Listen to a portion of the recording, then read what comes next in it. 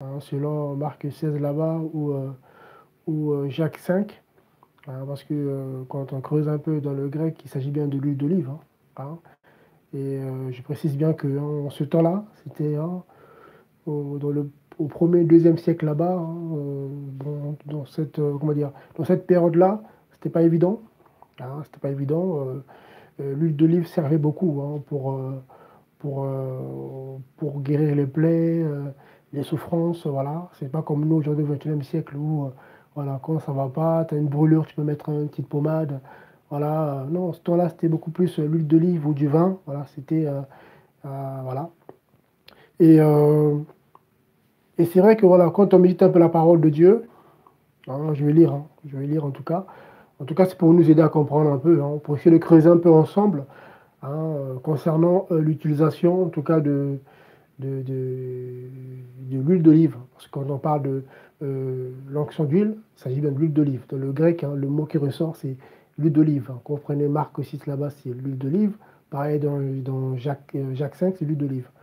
Voilà, parce qu'il y en a qui disent que voilà, on ne doit plus l'utiliser, comment dire, c'était une parole, comment dire, ça a un côté spirituel non physique, d'autres non.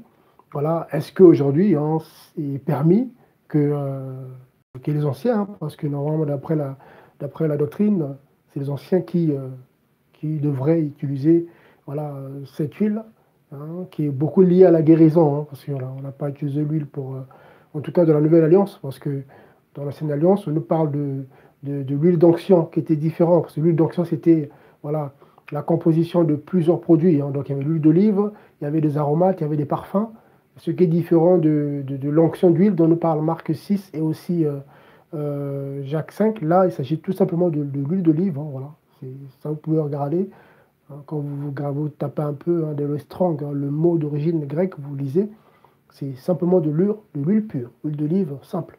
Voyez. Donc, je vais lire le passage de Jacques 5 pour qu'on se comprenne, hein, parce que c'est la doctrine. On lit, et puis voilà. C'est important, donc je vais lire.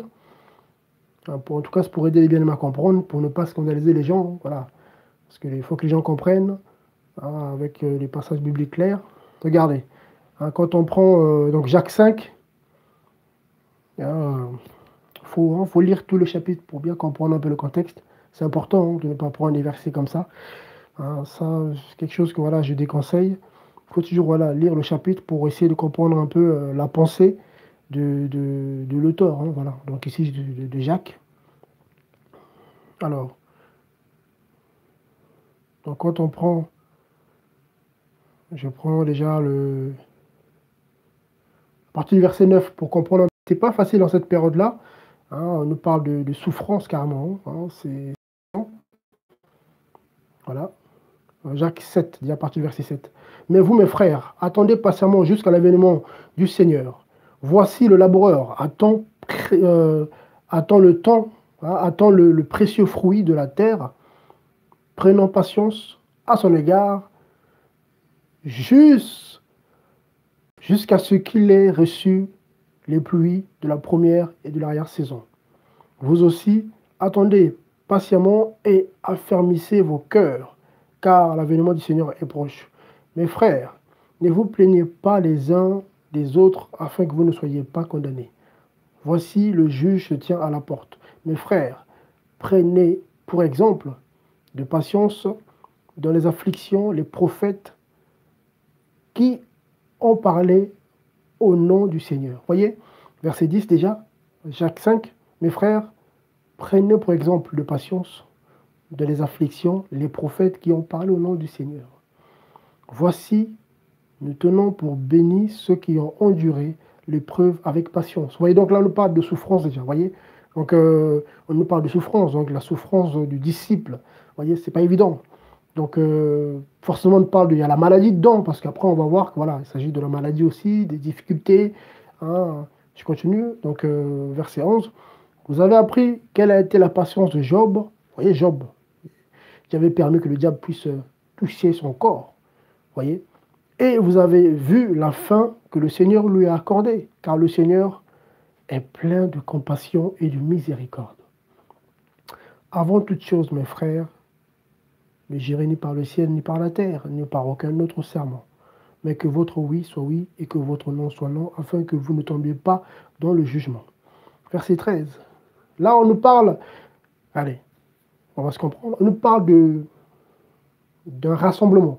Voyez, on nous parle de l'assemblée locale. Hein, voilà, regardez, on va se comprendre. Verset 13 de Jacques 5. Quelqu'un parmi vous est-il dans la souffrance? Donc, quelqu'un parmi vous. Donc, il s'agit bien d'un groupe. Donc, il s'agit bien de l'église locale. Donc, voilà, de l'église, quoi. Important, l'église locale. Écoutez bien. Donc, verset 13. Quelqu'un parmi vous est-il dans la souffrance? Qu'il prie. Quelqu'un est-il dans la joie? Qu'il chante. Bien sûr, avec l'ordre. Hein. 1 Corinthiens en parle, hein. Voilà, c'est important.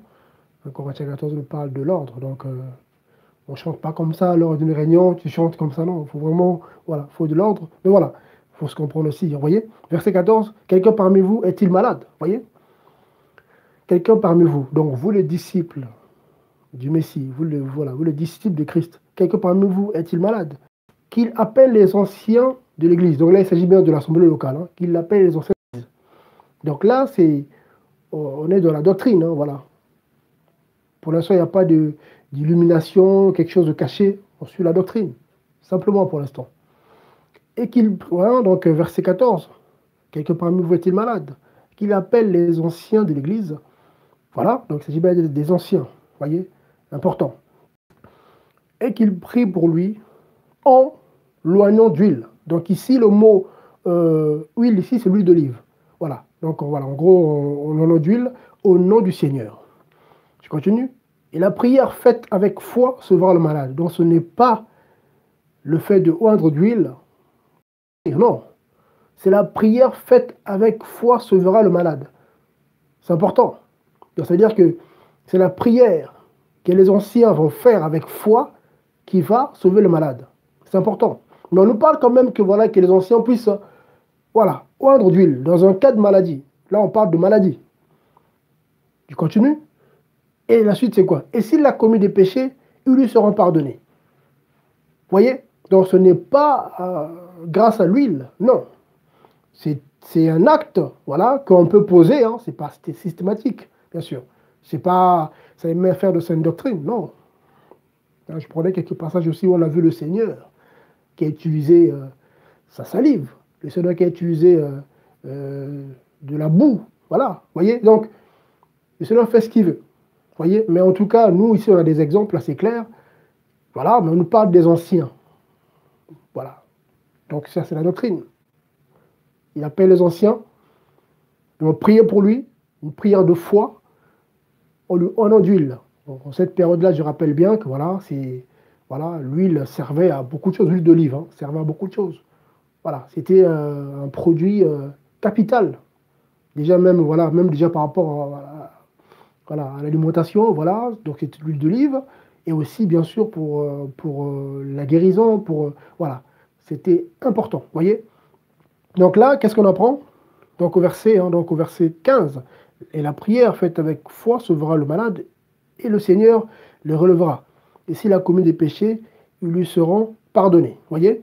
Regardez la suite, verset 16, confessez donc vos péchés les uns les autres, et priez les uns pour les autres, afin que vous soyez guéris. Vous voyez? Donc c'est important.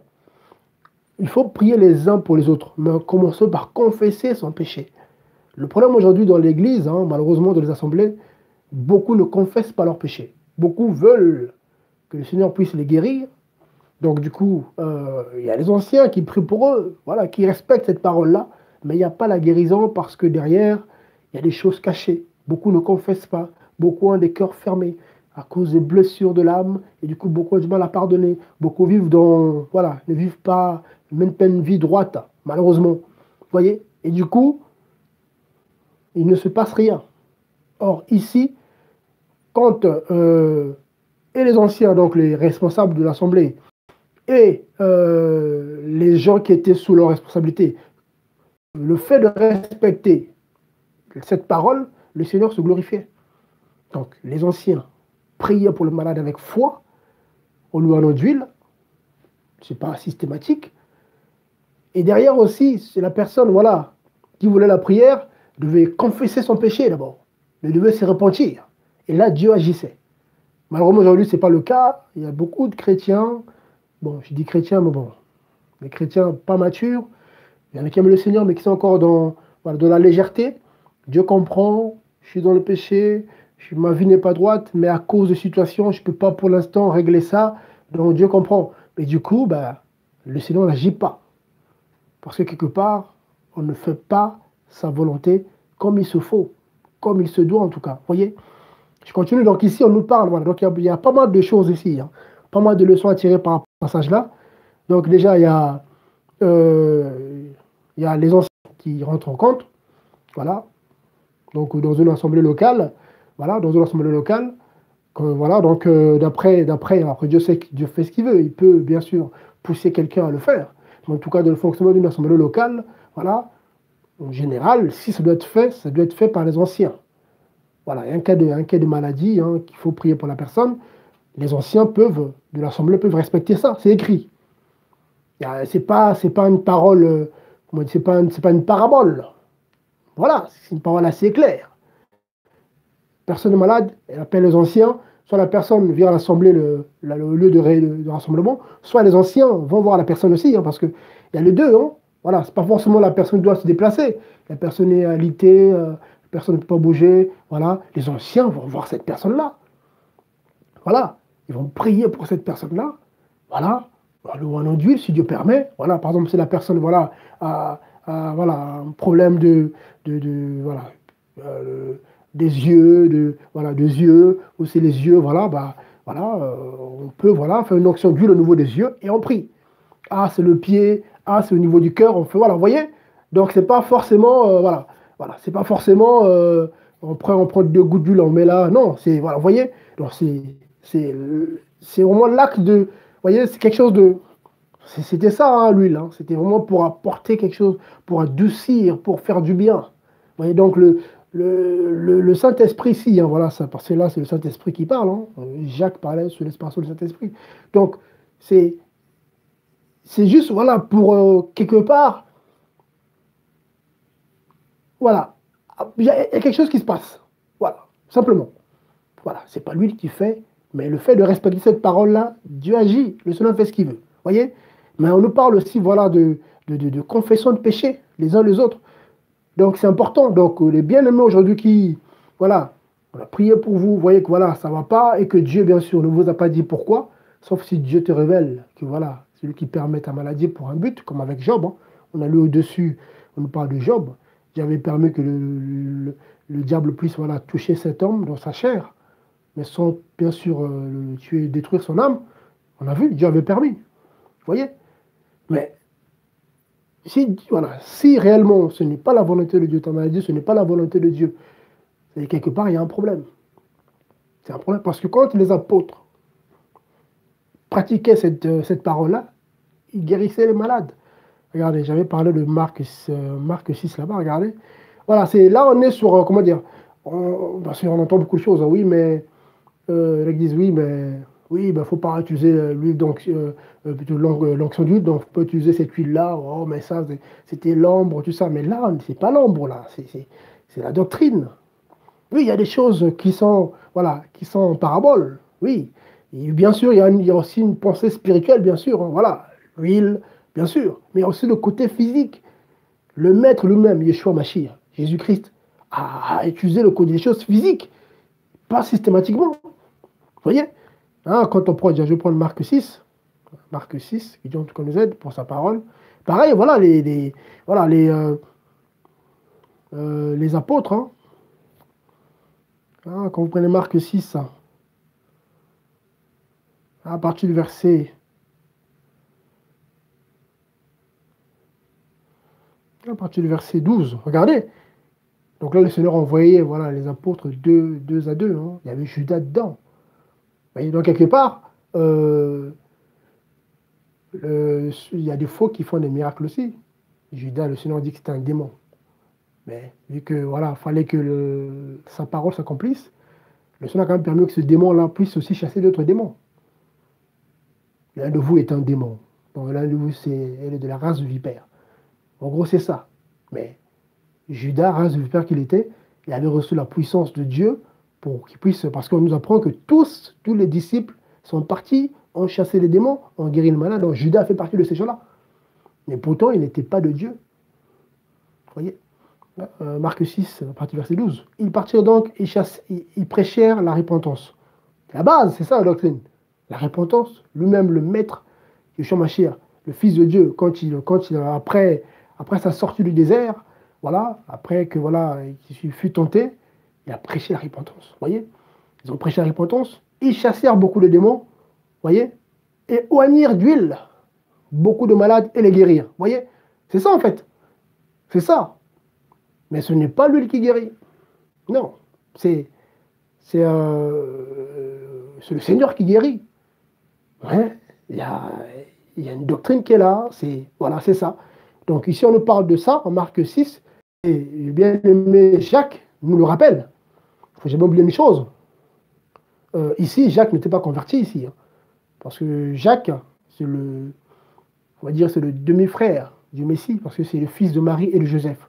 Le Jacques qui est écrit là, c'est pas Jacques, fils de Zébédée, frère de Jean, celui qui fut tué avant. Bien sûr, donc là, c'est le frère, le demi-frère. Hein, bon, on dit frère du Seigneur. On va dire frère parce que la Bible nous parle de frère du Seigneur. Donc on va dire frère du Seigneur. Pour pouvoir respecter la parole. On parle, voilà, de ses frères. Sa mère et ses frères. Donc Jacques, frère du Seigneur, n'était pas encore converti quand le Seigneur a envoyé 2 à 2. Non, et ils se sont convertis plus tard. Vous voyez? Mais le bien-aimé Jacques, bien sûr, l'a converti, là, bien sûr, voilà, disciple du Messie, il fait la même chose. Vous voyez? Donc plutôt, il dit la même chose sous l'inspiration du Saint-Esprit, à savoir, voilà, que si quelqu'un est malade, il appelle. Vous voyez, donc, c'est le malade qui appelle, qui fait une demande aux anciens, voilà, je suis malade, et les anciens, ils peuvent mettre en pratique Jacques 5. Voilà, c'est pas interdit. Donc, ceux qui disent oui, mais c'est... oui, ça sert à... C'est pas systématique, c'est vrai. Mais dire qu'il ne faut plus le faire, je trouve que c'est quand même... là, c'est enseigner autre chose. Ça, c'est enseigner une autre doctrine. C'est ça le problème. Parce que si on dit aux gens de ne plus appliquer à la lettre, donc que les anciens dans une assemblée locale qui n'appliquent plus à la lettre cette parole-là, ça veut dire qu'on apporte un autre message. Voilà. Ben oui. C'est pas systématique, on est d'accord. Mais dire qu'il ne faut plus le faire, là, c'est une autre doctrine, c'est un autre fondement. Ce n'est pas le fondement des apôtres et des prophètes, parce que les apôtres l'ont fait, l'ont pratiqué, et c'est écrit. Voilà. Après, on peut creuser, hein, l'huile, ça symbolise quoi? Voilà, parce que la parole de Dieu est infinie. Voilà, l'huile d'olive, on peut creuser, voilà. On peut faire un enseignement sur l'huile d'olive, l'onction, voilà, l'onction d'huile, voilà, tout ça. Mais par rapport à la doctrine, c'est quelque chose qui peut se respecter. Vous voyez? Donc ceux qui diabolisent un peu, oui, non, mais ceux qui mettent l'huile d'olive, voilà, c'est pas compris, voilà. Je trouve quand même c'est quand même gros, quoi. Hein?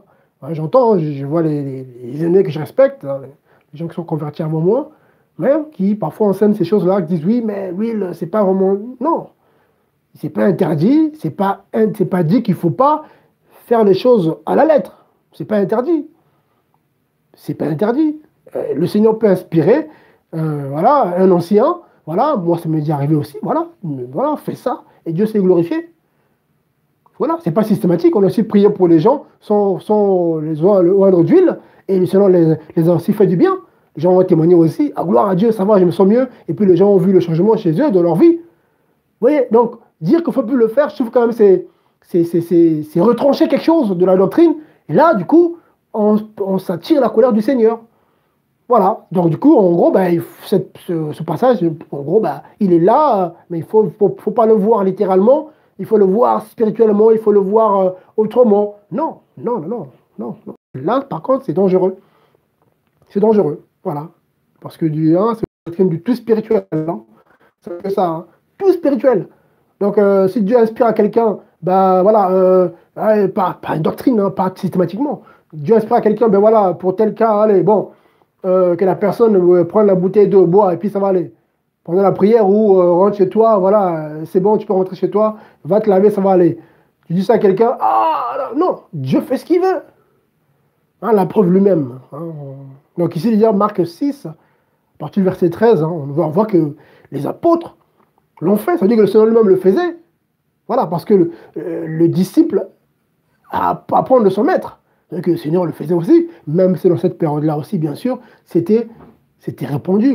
L'huile d'olive ne manquait pas dans une maison, parce qu'on s'en servait pour beaucoup de choses. Voilà, quand on se faisait mal, pour des massages, pour des... Voilà. Et l'huile d'olive voilà, a des vertus de guérison. Voilà, et rien que l'huile, même sans la prière. Même sans la prière aujourd'hui, hein, voilà. Moi, je suis père voilà, j'ai père de plusieurs enfants. Voilà, il y a des produits à la base de l'huile d'olive, comme le liniment. Voilà, quand l'enfant a des problèmes de peau, tout ça, on met un peu d'huile d'olive, voilà. Hein, c'est une pommade à base d'huile d'olive. Pendant quelques jours, il voyez que la peau, petit à petit, cette brûlure commence à s'arrêter. Vous voyez, donc l'huile d'olive en soi a des vertus de guérison, voilà, c'est ça en fait. Mais le Seigneur, voilà, précise dans Jacques 5, ce n'est pas l'huile qui fait. C'est la prière, donc c'est le Seigneur qui fait bien sûr, par la prière des anciens faite avec foi. C'est ça la différence. Et derrière, on nous parle aussi de confession. Vous voyez, donc c'est important. Pourquoi je parle de ça? J'ai un passage qui me vient à l'esprit, regardez. Et ça on le dit, hein, parce que beaucoup de disciples de Christ sont malades parce que il y a aussi un problème, il y a aussi le péché derrière, regardez. Hein, quand vous prenez Jacques 5, regardez, avec l'histoire de la personne qui était malade, enfin, le paralytique, voilà, à la piscine de Bethesda. Hein, Bethesda, voilà, vous voyez, je prends juste la partie, quand le Seigneur revoit cet homme, qu'est-ce qu'il lui dit? Voilà. Regardez. Verset 14, donc on connaît l'histoire, le Seigneur le parle et tout, il dit il n'y a personne pour me jeter dans l'eau quand l'ange vient, voilà, remuer l'eau, tout ça. Il y a aussi un enseignement, vous voyez. Mais le Seigneur, après, qu'est-ce qui se passe? Le Seigneur, voilà, le guérit. Hein. Le Seigneur n'a pas appliqué de l'huile. Non, non. On va le lire. Regardez. Verset 6, Jean 5. Et Jésus, le voyant couché par terre, et sachant qu'il était déjà malade depuis longtemps, lui dit, veux-tu être guéri? Le malade répondit, Seigneur, je n'ai personne pour me jeter dans le réservoir quand l'eau est agitée, et pendant que j'y vais, un autre, il descend avant moi. Et Jésus lui dit, lève-toi, prends ton lit et marche. Et aussitôt l'homme fut guéri, il prit son lit et marcha. Or, c'était un jour de sabbat. Voilà, voyez? C'était interdit ça, en gros, voilà. Donc du coup, à chaque fois, ça faisait grincer les dents des pharisiens et des scribes, vous voyez? Et là, qu'est-ce qu'on apprend? Voilà, et les Juifs dirent donc à celui qui a été guéri, c'est le jour de sabbat, il ne t'est pas permis de prendre ton lit, vous voyez? Voilà. Voilà, et là, qu'est-ce qu'on apprend au verset 14, Jean 5. Et depuis, Jésus le trouva dans le temple et lui dit, voici, tu as été guéri. Ne pêche plus, pas ne pêche pas, ne pêche plus. Voyez, de peur qu'il ne t'arrive quelque chose de pire. Ce monsieur était déjà paralytique, vous imaginez, il était paralytique déjà. Il avait du mal, il ne pouvait pas de lui-même se jeter dans l'eau qui était agitée. Imaginez maintenant ce qui peut lui arriver de pire. Déjà là, il était souffrant, voyez, il était dans des souffrances terribles, mais le Seigneur dit quoi?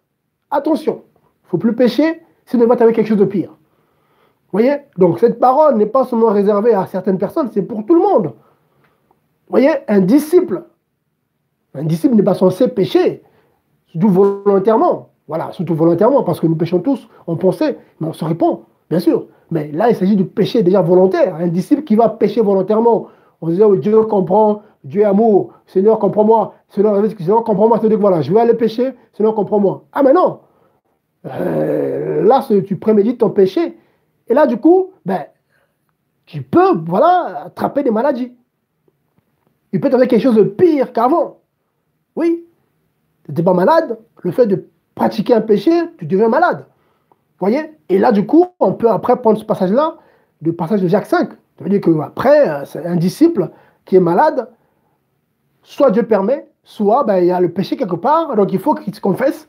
Voilà, donc on prie pour toi, mais déjà il faut la confession, la repentance véritable, voilà, la repentance, voilà. Et ça manque beaucoup aujourd'hui, malheureusement. Ça manque beaucoup dans les assemblées. Beaucoup des disciples sont hypocrites, il y en a qui ne le sont pas.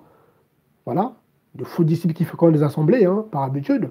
Mais d'autres qui sont vraiment disciples de Dieu, la nouvelle créature, mais qui sont parfois, voilà, qui sont mal enseignés, qui prennent les choses de Dieu à la légère. Donc, du coup, bon, un peu de Dieu, un peu du monde. Et du coup, ils vont attraper des choses, malheureusement, parce qu'en ouvrant des portes, le diable frappe quand même. Même si tu n'es pas possédé, le diable te touche, il touche ton âme. Il envoie des dards enflammés, hein, vous voyez ce que c'est, hein, Éphésiens 6 là-bas. Donc le bouclier de la foi. La foi, c'est voilà, la foi vient de ce qu'on entend. Donc la parole de Dieu, il faut la respecter. La parole de Christ. Donc si on baisse un peu en foi, voilà, se faire toucher. Et du coup, ces dards enflammés, ces fléchettes-là, ben, c'est des maladies, c'est des problèmes, c'est des combats. Donc il faut sa repentance. Et on nous parle, Jacques 5 nous parle de confesser ses péchés les uns les autres, pas forcément publiquement, mais on peut, voilà, voir les anciens. Ah ben voilà, est-ce que je peux, voilà, oui, je suis malade, oui, Dieu m'a fait, voilà, voilà, Dieu me rappelle les choses de ma vie.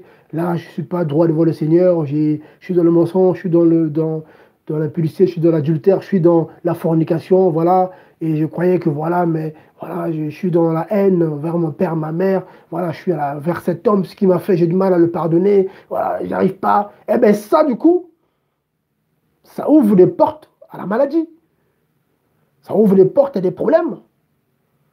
Le fait de confesser, et du coup, ben, avec la prière faite avec foi, plus l'onction d'huile, si Dieu permet, ben déjà, le malade sera guéri, et son péché sera pardonné. Parce que quand on descend plus bas, s'il avait commis des péchés, cela lui sera pardonné. Mais il faut d'abord une repentance sincère, voilà, une confession. Voilà, donc il ne faut pas jouer à l'orgueilleux. Hein. Oh non, moi, je ne vais pas en parler. Ça, si j'ai déjà confessé devant Dieu. Dieu m'a. Non, ça, c'est l'orgueil. Sauf si Dieu ne te dit pas. Il y a beaucoup de chrétiens comme ça. Hein. Ça, je l'ai dit. Si Dieu confessé devant Dieu, c'est bon. Mais ici, c'est écrit. C'est écrit, hein, voilà, donc soit on n'obéit pas. Mais si on veut être libéré de certaines choses, il faut obéir à la parole de Dieu. Le Seigneur a dit qu'il faut confesser ses péchés les uns les autres, que même, voilà, c'est pas seulement réservé à certaines catégories, hein, que ce soit les anciens, voilà. Voilà, moi qui aujourd'hui joue un peu qui joue le rôle de l'ancien aujourd'hui, voilà, voilà, les choses que, voilà, on doit partager, confesser. Ah, là j'ai mal agi, là j'ai pas fait ce qu'il fallait, voilà, je ne suis pas, bien sûr pas les choses volontaires. Attention, voilà, on pêche tous involontairement. Et Dieu nous rattrape après, il nous interpelle. Là, du coup, ah Seigneur, pardonne-moi, voilà, il faut que je règle ça. Et du coup, on peut en parler. Ah, ben bien aimé, là j'ai fait une erreur ici, attention, moi je crois que c'était A, mais en fait c'est B, donc faisons attention, bien aimé. Ah, ok, d'accord. Ça permet aussi aux autres de comprendre que demain, s'ils sont dans la même situation que toi, ils sauront prendre la bonne décision. Mais si toi, pour toi, non, mais c'est entre Dieu et moi, entre Dieu et moi. Ah, mais non, Dieu, ce qu'il veut, c'est que les autres soient enseignés par rapport à ton erreur aussi. Car beaucoup sont enseignés des erreurs des autres. C'est très important aussi, ça. Voyez. Mais les gens sont dans leur coin. Voyez, c'est dommage en tout cas. Voilà, donc, c'est important, je voulais préciser ça. Hein. Voilà, donc, ceux qui diabolisent un peu, voilà, l'onction d'huile, non, faut plus. Oui, non. Moi, je trouve que c'est quand même. Non, c'est quand même. Il faut arrêter, c'est quand même abusé. Non, ça fait partie de la doctrine. Voilà, ça fait partie des choses que voilà, le Seigneur a recommandées, que les apôtres, les disciples ont pratiquées avant leur conversion, parce que quand les marques là-bas, ils n'étaient pas convertis, ils avaient reçu la puissance.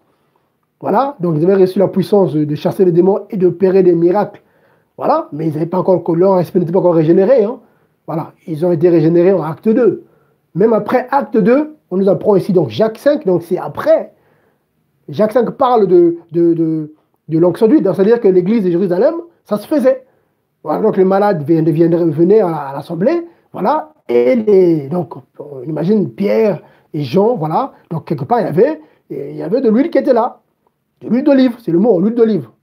L'onction d'huile, pas huile d'onction. L'huile d'onction, d'après la loi, la loi de Moïse, hein, voilà, c'était une composition. Ça n'a rien à voir avec l'onction d'huile. C'est deux choses différentes. L'huile d'onction, c'était une composition. Voilà. Mais l'onction d'huile, c'est juste l'huile d'olive, voilà, c'est tout. Donc, oil d'huile, c'est ça l'onction d'huile. Et cette huile, c'est l'huile d'olive. Il n'y a rien dedans. L'huile d'olive pure, voilà. En ce temps-là, il n'y avait pas de mélange, hein, donc c'est de l'huile, de l'olive, voilà. Renseignez-vous, vous verrez comment ça se fait. Aujourd'hui, ça se fait aussi. Voilà, donc ça peut se faire. Voilà, pas une huile qui vient d'Israël, non, c'est l'huile d'olive. Voilà, qu'on achète au marché. Parce que ici, on ne précise pas, on n'a jamais dit que c'est eux-mêmes les apôtres qui fabriquaient de l'huile comme faisaient les Lévites, comment dire, les fils d'Aaron qui devaient fabriquer l'onction d'huile. Plutôt l'huile d'onction, parce que ça c'était fabriqué par les sacrificateurs. Non, là on parle juste de l'huile d'olive. En gros, de l'huile. Voilà, car c'est pas l'huile qui fait, c'est la prière, voilà, du juste fait avec foi. C'est ça qui agit. C'est pas l'huile. Mais Dieu peut permettre. Je prends d'autres exemples. Hein, lui-même le maître, hein, quand on prend le livre de Marc, hein, Marc nous parle beaucoup voilà, de ce que le Seigneur a opéré voilà, comme miracle. Vous voyez? Hein, quand on prend. Je vous ai utilisé beaucoup de choses. Par exemple, après, voilà, il y a le côté doctrine, donc le côté pratique, il y a le côté, comment dire, euh, il y a le côté révélation, donc voilà, donc simple, tu lis, tu peux mettre ça en pratique. Il y a aussi le côté, on peut enseigner dessus, on peut creuser. Voilà. Car la parole de Dieu ne se limite pas seulement, voilà, à un verset comme ça, on peut creuser derrière. Mais ça n'empêche pas aussi, voilà, de le faire si Dieu nous inspire. Je prends l'exemple pour le Seigneur, pour ceux qui disent que voilà, tout est spirituel, tout est spirituel. Non. Lui-même, le maître, Rabbi, Yeshua, Hamashiach, Jésus-Christ, la parole faite chair. Marc 7, partir du verset 33, là-bas, qu'est-ce qu'on dit? Jésus prit à part, hein, prit à part, hors de la foule, et lui mit des doigts dans les oreilles, et lui toucha la langue avec sa propre salive. Je vais dire quoi? Oh, mais ça, on n'a pas vu ça, on n'a pas vu les disciples le faire. Donc ça, moi, je ne ferai pas. Parce que je n'ai pas vu les disciples le faire. Après, Dieu fait ce qu'il veut, moi, je ne ferai pas ça. Vous voyez? On n'a pas vu un exemple des apôtres le faire. Je ne ferai pas. Vous voyez? Pareil pour le reste du livre de Marc. Voilà. Hein, le livre de Marc, c'est pareil. Marc 8 là-bas. Marc 8 à partir du verset 22. Voilà. Puis ils se rendirent à Bethsaïda. On le présenta à un aveugle et on le supplia de le toucher. Alors il prit la main de l'aveugle et le conduisit hors du village. Vous voyez, hors du village, vous voyez. Puis il lui mit de la salive sur les yeux, lui imposa les mains et lui demanda, voilà, s'il voyait quelque chose. Il y a un autre, il y a un message quelque part, voilà, quelque chose, comment dire, il y a un message derrière, bien sûr. Il y a un enseignement derrière. Mais voilà, donc, le Seigneur a aussi utilisé des choses naturelles pour opérer des choses, pour guérir. Voilà, tout de la guérison surtout, hein, la guérison surtout, c'était lié à la guérison. Voilà, pour guérir des maladies. Pas forcément, pas systématiquement, mais c'est déjà arrivé. Vous voyez? Donc, j'avais ça à partager, en tout cas, bien aimé. Donc, ceux qui disent que voilà, non, non, l'huile d'olive, non, il ne faut plus utiliser ça, c'est diabolique. Je trouve quand même que voilà, là, c'est apporter un autre message. Parce que c'est écrit, ça fait partie de la doctrine des apôtres et des prophètes. C'est écrit que voilà, si quelqu'un est malade, il fait appel, voilà, aux anciens. Après, on peut creuser, hein, oui, on peut creuser par rapport au contexte, par rapport aux périodes. Mais voilà, celui qui ignore un peu, parce que nous en Europe ici on sait, un peu, ceux qui sont les pays développés ils savent que voilà c'était, oui, mais il y a des personnes qui n'ont pas cette connaissance-là de cette période-là, ce qui se passait, qui ont juste la Bible. Il y a des coins où les gens n'ont que la Bible, voilà, des bien-aimés hein, qui sont dans les pays où voilà, il n'y a pas l'Internet pour aller creuser, pour comprendre, mais ils appliquent simplement ce qui est écrit. Ok, il fonctionne doit fonctionner dans ce modèle local. Il y a les anciens qui sont là, les anciens, donc voilà, soit celui qui a reçu le ministère d'autorité, le pasteur ou l'apôtre, voilà, qui, voilà, lui-même qui est ancien, voilà, qui établit, bien sûr, d'autres anciens, avec qui, collège, avec qui il travaille, voilà, c'est ça aussi, hein. Et bien sûr aussi, après, il y a les diacres aussi, hein, parce que dans le modèle local, c'est ça, hein, diacres et diaconesses. En gros, c'est ça, le modèle local. Donc il y a les anciens et les diacres. Vous voyez, dans les anciens, il y a bien sûr ceux qui ont reçu le ministère d'autorité, comme l'église de Jérusalem. Il y avait les apôtres, il y avait les anciens, et il y avait les diacres. Donc il y avait les anciens d'âge, les gens en âge, donc les hommes sages hein, qui ont eu le temps de vivre certaines choses, de faire beaucoup d'erreurs. Donc les gens que beaucoup allaient voir pour les conseils. Voilà. Il y a aussi l'ancien par rapport au ministère d'autorité. Timothée était jeune, il était jeune en âge, mais c'était un ancien par rapport à son ministère, c'était un évangéliste. C'est un ancien qui peut établir un autre ancien. C'est important. Ce n'est pas, c'est pas donner à un diacre d'établir un ancien. On n'a pas vu ça dans la Bible. Vous voyez, l'ancien peut établir des diacres, parce que voilà, suivant, il observe un peu, oui, mais c'est pas l'inverse. Vous voyez. Donc voilà, donc que on soit béni par rapport à ça. Voilà, donc je voulais juste partager ça.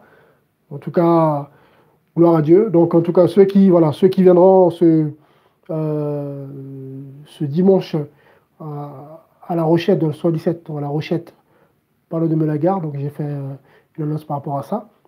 Donc on sera là, on va partager aussi, on va prier, hein, si Dieu permet, on priera en tout cas voilà, pour des cas de maladie, hein, ceux qui ont besoin, voilà, on priera pour les bien-aimés au nom de Jésus-Christ. Voilà. Et si Dieu permet qu'on puisse voilà, faire l'onction d'huile, pourquoi pas, ça fait partie de la doctrine, c'est pas interdit. On le fait et Dieu agit. On a vu des choses, on a vu les gens voilà, être restaurés, guéris au nom de Jésus-Christ.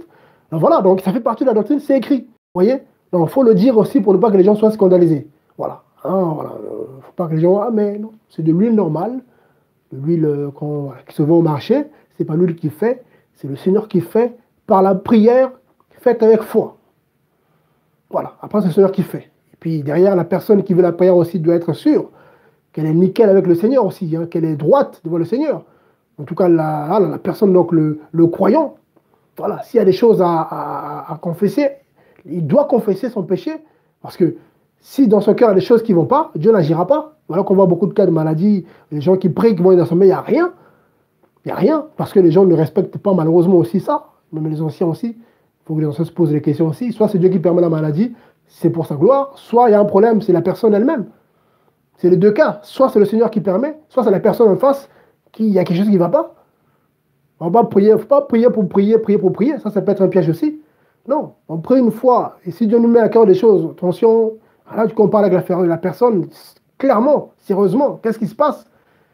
Il y a des choses qui ne vont pas, c'est pas normal que Dieu n'agisse pas.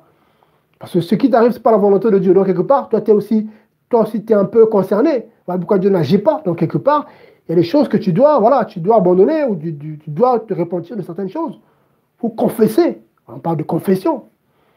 Confesser vos péchés les uns les autres. Voilà, donc c'est, vous voyez, donc c'est plusieurs points. Donc c'est pas seulement l'huile. Non, voilà. C'est pas seulement ça, mais en tout cas, ça fait partie de la doctrine. Voilà, donc j'avais ça à partager. Que le Seigneur en tout cas vous garde. Donc soyez encouragés. Donc ceux qui viendront dimanche, s'il vous plaît, soyez à l'heure. Hein. Donc 10 heures, on commence. Hein, donc s'il vous plaît, hein, soyons à l'heure. C'est vraiment l'œuvre du Seigneur, ce n'est pas l'œuvre d'un homme. Si Dieu vous met à cœur de venir, donc soyons à l'heure, comme ça, voilà, on commence à l'heure, on fait ce que Dieu nous, voilà, nous mettra à cœur de faire, donc un temps d'enseignement bien sûr, hein. On va essayer d'enseigner et aussi d'échanger, hein, de partager un peu, c'est important aussi, voilà, de partager, de louer le Seigneur en tout cas, et puis à la fin, si Dieu permet, on priera aussi, voilà, pour les bien-aimés qui ont besoin qu'on prie pour eux, voilà, hein, et si Dieu permet, le Seigneur, voilà, je n'hésiterai pas à se glorifier, car sa parole le dit. Mais avant toute chose, il faut que chacun soit là, dans son cœur, hein, dans son âme et conscience, voilà, n'ait rien à se reprocher. Ah, je veux que Dieu fasse, mais ta conscience te dit quoi? Toi, là, avec ce que tu as là, avec ce que tu fais, ou avec ce que tu as dans le cœur, tu ne veux pas confesser, il ne faut même pas aller demander la prière. Et quelque part, c'est la conscience t'accuse. Donc là, il faut régler ça. Voilà. Il faut que ta conscience ne t'accuse de rien. Là, tu es en paix avec ta conscience. Là, c'est sûr que voilà. C'est-à-dire que là, tu sais que voilà, sinon, j'ai rien à me reprocher. Et voilà, Dieu, tu ne me mets rien à cœur aujourd'hui. Hein, j'ai rien à me reprocher. Ma conscience ne m'accuse de rien. Donc, pour moi, c'est ta volonté. Ça. Voilà. On prie. Si Dieu ne fait rien, c'est ta volonté parce que pour moi, Seigneur, j'ai rien à me reprocher. Vous voyez? Donc, c'est important. Donc, bien, me soyez encouragés. Donc, plaise à Dieu à dimanche, 10 heures, à Melun, hein, pour ceux qui pourront. Donc, les coordonnées sont là. Hein, j'ai fait un message par rapport à ça. Donc, on sera là pour partager et prier. En tout cas, toute la gloire, bien sûr, à Dieu notre Père, par Jésus-Christ notre Seigneur. Voilà, bien aimés. Donc, soyez encouragés, soyez fortifiés. Voilà. Persévérez, s'il vous plaît, là où vous êtes. Beaucoup sont dans les nations. Hein, voilà. Beaucoup sont dans les nations, dans les 100 continents. Beaucoup me suivent un peu partout. En tout cas, soyez encouragés. Voilà, gardons la foi, s'il vous plaît. Les temps sont mauvais, donc gardons la foi. Et faisons attention, en tout cas, à certains messages. Hein. Voilà, voilà, à certains messages. Voilà, faut pas tout, voilà, faut pas tout prendre comme ça ou tout jeter. Hein. La Bible est claire. On écoute, on examine, on prend ce qui est bon, on vérifie. Vous prenez au Bible, vous vérifiez. Les apôtres l'ont fait, c'est clair, pas systématiquement, mais ils l'ont pratiqué. Donc ce n'est pas nous aujourd'hui qui allons venir poser notre fondement. Ah non, mais non, ils n'avaient pas la révélation. Quelqu'un qui dira ça, je pense que voilà, les limites antichrist, quoi. Allait dire que les apôtres n'avaient pas toute la révélation. Or, c'est eux à qui Dieu a donné la révélation de bâtir. C'est eux qui ont bâti le fondement. Donc, il n'y a plus de révélation. Non, ce sont des illuminations, des éclairages. Mais la doctrine est là. La révélation, c'est là. Tout est là. Vous voyez, donc, celui qui va dire ça, ça veut dire quelque part, il va écrire un autre livre. Quoi. Voilà, il va poser il va poser notre fondement.